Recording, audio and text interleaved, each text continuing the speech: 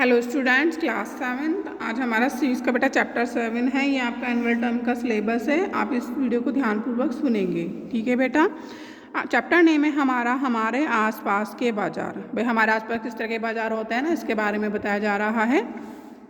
हम बाज़ार जाते हैं और बाज़ार से बहुत सी चीज़ें क्या करते हैं, ख़रीद के लाते हैं। जैसे कि इसमें क्या कहती है, सब्जियाँ आती हैं, साबुन है, तंतमंजन, मसाले, ब्रेड, बिस्किट, चावल, दाल, कपड़े, है ना, किताबें, कॉपियाँ आदि चीज़ें लाते हैं। हम जो कुछ खरीदते हैं, यदि उन सब की सूची बनाई जाए तो वह क्या हो जाएगी, बहुत लंबी बन जाएगी। बाज़ार भी कई प्रकार के होते हैं, है ना। अब हम उसके बारे में, बाज़ार कौन कौन से होते हैं, कि वहाँ पर जो बाज़ार कई प्रकार के होते हैं, वहाँ पर हमें क्या मिलता है, अपनी रोज़मर्रा की ज़रूरत का सामान वहाँ पर हमें मिलता है। जैसे कि हमारे पड़ोस की गुमटी मतलब साप्ताहिक बाज़ार, है ना। हाट कहते हैं जो सप्ताह में एक बार लगता है, उसे क्या कहा जाता है, साप्ताहिक, है ना, उसे हाट भी कहा जाता है। और बड़े बड़े शॉपिंग कॉम्प्लेक्स और शॉपिंग मॉल, इस अध्याय में हम बाज़ार के इन्हीं प्रकारों को समझने की कोशिश करेंगे और यह जानने की कोशिश करेंगे कि यहाँ बेची जाने वाली चीज़ें खरीदारों तक कैसे आती है और ये खरीदार कौन हैं, ये बेचने वाले कौन हैं और इस सब के बीच कैसी और क्या समस्याएं आती है। भाई इस चैप्टर में हम क्या बताएंगे, बाज़ार के बारे में बताएंगे। बाज़ार कितने प्रकार के होते हैं, कौन कौन से होते हैं, है ना, किस तरह से वो चीज़ें खरीदते हैं और क्या क्या समस्या उनको सामना, किन किन समस्या को उनको सामना करना पड़ता है।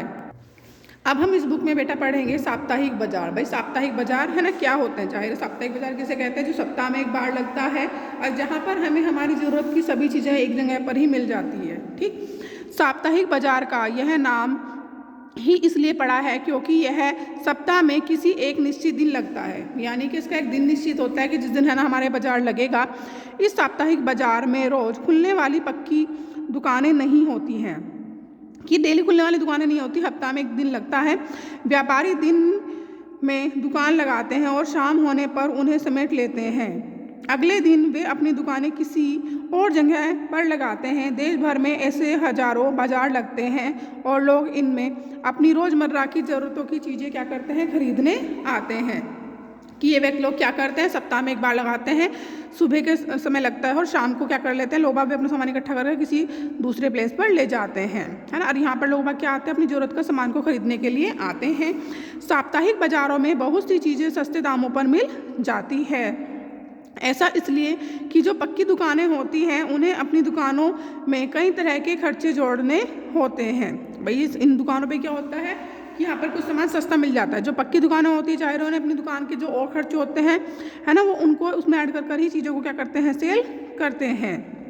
उन्हें दुकानों का क्या करना होता है, किराया देना होता है, बिजली का बिल है, सरकारी शुल्क आदि देना पड़ता है। इन दुकानों पर काम करने वाले कर्मचारियों की तनख्वाह भी इन्हीं खर्चों में जोड़नी होती है। साप्ताहिक बाज़ारों में बेची जाने वाली चीज़ों को दुकानदार अपने घरों में ही जमा करके रखते हैं। इन दुकानदारों के घर के लोग अक्सर इनकी सहायता करते हैं, इससे उन्हें अलग से कर्मचारी नहीं रखने पड़ते। साप्ताहिक बाज़ार में एक ही तरह के सामानों के लिए कई दुकानें होती है, जिससे उनमें आपस में प्रतियोगिता भी होती है। भाई सीधी बात है ना, एक ही चीज़ की कई दुकानें होगी तो आपस में उन लोगों में क्या रहेगी, प्रतियोगिता भी रहेगी। यदि एक दुकानदार किसी वस्तु के लिए अधिक कीमत मांगता है तो लोगों के पास यह विकल्प होता है कि वे अगली दुकान पर जा सकते हैं। यहाँ संभव है कि वही वस्तु कम कीमत में मिल जाए।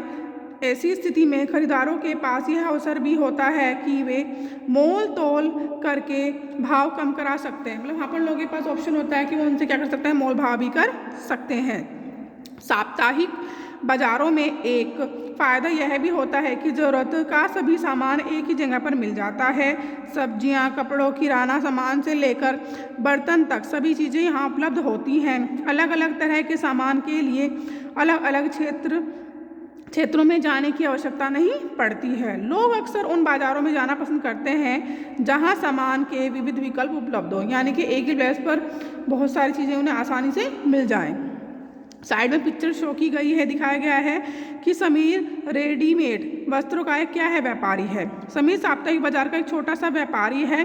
वह शहर के एक बड़े व्यवसायी से कपड़े खरीदता है और सप्ताह भर में 6 अलग अलग जगहों के साप्ताहिक बाज़ारों में कपड़ों को क्या करता है, बेचता है। समीर और दूसरे कपड़ा व्यापारी इकट्ठे आते जाते हैं। इसके लिए वे किराए की मिनी वैन ले लेते हैं। उससे ग्राहक सामान्यतः आसपास के ग्रामीण होते हैं। दीपावली, पोंगल या ऐसे ही त्योहारों के मौक़ों पर वह अच्छा व्यवसाय कर लेते हैं। अब मोहल्ले की दुकानों के बारे में बता रहे हैं, उसमें क्या होता है। हमने देखा कि साप्ताहिक बाजार हमें कई तरह का सामान उपलब्ध करवाते हैं। बहरहाल हम अन्य तरह के बाज़ारों से भी सामान खरीदते हैं। ऐसी बहुत सी दुकानें हमारे मोहल्ले में भी होती है जो हमें कई तरह की सेवाएं और सामान उपलब्ध करवाती है। हम पास की डेयरी से दूध, किराना व्यापारी से तेल मसाले व अन्य खाद्य पदार्थ तथा स्टेशनरी के व्यापारी से कागज़ कलम या फिर दवाइयों की दुकानों से दवाई भी खरीद सकते हैं। इस तरह की दुकानें अक्सर पक्की और स्थायी होती हैं। भाई मोहल्ले पड़ोस में दुकानें होती हैं, पक्की होती, जाहिर है स्थायी, क्योंकि यहाँ पर ना लंबे समय तक वही प्लेस पर रहती हैं। जबकि सड़क किनारे फुटपाथ पर सब्जियों के कुछ छोटे मोटे दुकानदार, फल विक्रेता और कुछ गाड़ी मैकेनिक आदि भी दिखाई देते हैं। यहाँ जो ऊपर दिखाया गया है ना, जैसे कि इसके बारे में बताया जा रहा है। सुजाता और कविता एक दिन अपने मोहल्ले की दुकान से किराने का कुछ सामान खरीदने पहुँचती हैं। वे इस दुकान पर अक्सर खरीदारी के लिए आती हैं। आज यहाँ भीड़ थी। दुकान मालकिन 2 सहायकों की मदद से दुकान का काम संभाल रही थी। जब सुजाता और कविता दुकान के अंदर पहुंची तो सुजाता ने दुकान मालकिन को ज़रूरत के सामान की सूची बोलकर लिखवा दी। वे इनकी सूची के अनुसार सामान तोलने और पैक करवाने के लिए अपने कर्मचारियों को निर्देश देने लगी। इस बीच कविता चारों तरफ नज़र दौड़ा रही थी। भाई वे दोनों वहाँ पर कहाँ गई थी, मोहल्ले की दुकान पर सामान लेने गई थी। लेकिन उसमें क्या था, उस दिन वहाँ पर बहुत ज़्यादा भीड़ थी। तो उसने जो दुकान की ओनर थी, मालिक थी, उसने क्या किया, सामान को नोट करवा दिया। बाएं हाथ की सबसे ऊपरी शेल्फ पर अलग अलग ब्रांड की साबुन की टिकियाँ रखी थी। दूसरी शेल्फों पर दंत मंजन, टेल्कम पाउडर, शैम्पू, बाल के तेल आदि रखे थे। अलग अलग ब्रांड के और अलग अलग रंगों के में सजे सामान मन लुभा रहे थे। फर्श पर कुछ बोरे पड़े हुए थे। सारा सामान तोलने और बांधने में करीब कितना समय लग गया, 20 मिनट लग गए। फिर सुजाता ने अपनी नोटबुक सामने रख कर दी।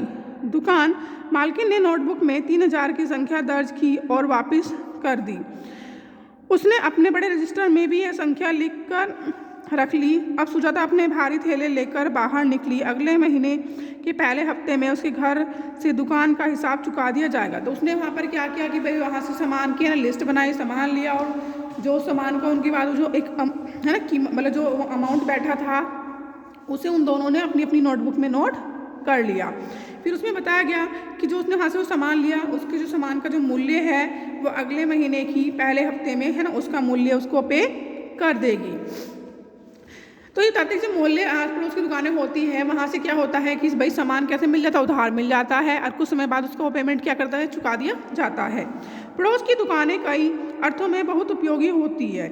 हमारे घरों के करीब, पहली बात तो हमारे घर के पास होती है, दूसरी बात होती है हम सप्ताह में किसी भी दिन वहाँ से सामान ला सकते हैं। वहाँ से हम किसी भी दिन और किसी भी समय सामान ला सकते हैं। सामान्यतः दुकानदार और खरीदार एक दूसरे से परिचित भी, एक दूसरे को जानते भी हैं और दुकानदार ग्राहकों के उधार भी देने को तैयार हो जाते हैं।